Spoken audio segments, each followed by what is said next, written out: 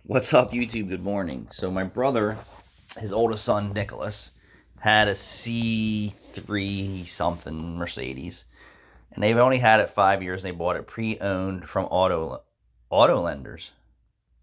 That wasn't auto lenders. Carmax, sorry, Carmax. Pay attention, Carmax.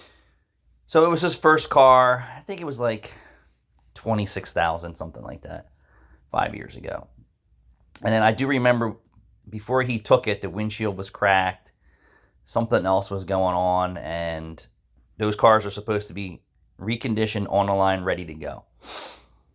So they made good on all that stuff, and then here you go. He's ready to trade the car in because it has problems that aren't worth fixing, of course. And he took it back to them guys at CarMax. Said, "Hey, I bought this car here. I want to trade it in." So they do their used car inspection. Uh, you're going to estimate it for trade-in. So they said, well, it's got body damage, the engine light's on, the tire light's on. We'll give you $7,500 for it. So then he calls me up. I'm like, are they out of their fucking minds? The car has 60,000 miles on it, and you bought that car from them with the bondo work in the quarter panel that they never disclosed. So he tells them that they don't care, and then so I tell him he's crazy. Bring me the car, let me check it and see what's going on. Tires just needed some air. And the engine light's on because it needs a turbo. Um, so I said, hey, listen, it's not worth fixing if you're trading it in. So they have a new Tesla coming, and Tesla, without seeing the car, offered them 14,000, which is fair market value, not knowing that there's some body damage and the engine light was on or something like that. They didn't even care about the engine light. They just more care about the body damage. So when Mark purchased that car from CarMax, he asked if there was any accidents, and they said no. Well, they use a company, just like there's other credit companies out there that don't report the whole facts. So when when they run credit reports, some companies will run one, some will run all three or four or whatever the case may be, and get a real snapshot because information is lagging, and also data entry from people and humans not doing their job. So CarMax never disclosed that this vehicle had an accident, right? So therefore they deceived the sale, saying that this is a one-owner car at 26,000 with no accidents reported. They lied. Now this is 5 years later. Not even 5 years. Is it? He's 21 now, so he got that when he was 17, 18, 19, 20, 21. So almost 5 years later. Call it more like 4.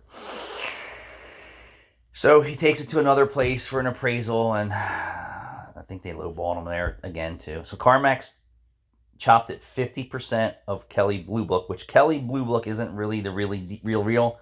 Um, I would say South Jersey Craigslist, if you're in South Jersey, is the market value. This is just my opinion, because that's how your insurance company values your vehicle. And if they can't value your vehicle that no one has there, then they go out to the next zip code and keep going. So if you live in California and you got a 1984 Plymouth Renault, or whatever the case may be, and there's no Plymouth Renaults available in that area, they're going to go to the next zip code and say, okay, we found one that's mint condition, and they'll make the estimate that way. So anyway, 50% of what street value was on his car. Sounds like a deal, right? So they ripped him off, non-disclosure of accident, right? Then he trades it in. They give him beef about the body damage, not saying that there's an accident on it, because then they would be incriminating themselves. And then chopping them 50%, so 3 dings, ding, ding, ding, right at the rip. So my brother's not stupid, and by no means is he financially handicapped where he has to do business with that place or any other place. So we're going to keep going here. He's calling right now. So we're planning on going down the shore in a little bit. So I give him the car back, and I pull the used car dealer trick. I'm like, let's clear the code and see how long it takes before the code comes back. So now they're going to pick up their Tesla and bring in a Mercedes for trade-in value. They run the VIN number to come back and say, hey, there's an accident on it. And right where the accident report is documented on Carfax is the body damage that you have now. And he's like, well, I bought it that way. You could see the dates I didn't have in my possession. So they pulled 2 G's, 3 G's, a little over $2,000 off. So my point is, Tesla took better care of him than Carmax did. And I said to him, I said, you went to Carmax. It was a little shaky on the car purchase. They made good on the IOUs. And then here you go back as a customer again, and basically they try and stick it right up your butthole. So they, three things screwed them over, and I said, well, now on the surface, CarMax seems like it's no hassle, no haggle, no bullshit. It was lies, lies, lies, lies. Then you go back for them to buy your car. They're like, we'll give you 50% of its value. Here, more skanky shit, right? But this is how the industry is. Then you go to Tesla. So I have my my issues with Elon Musk's manufacturing and quality control for sure.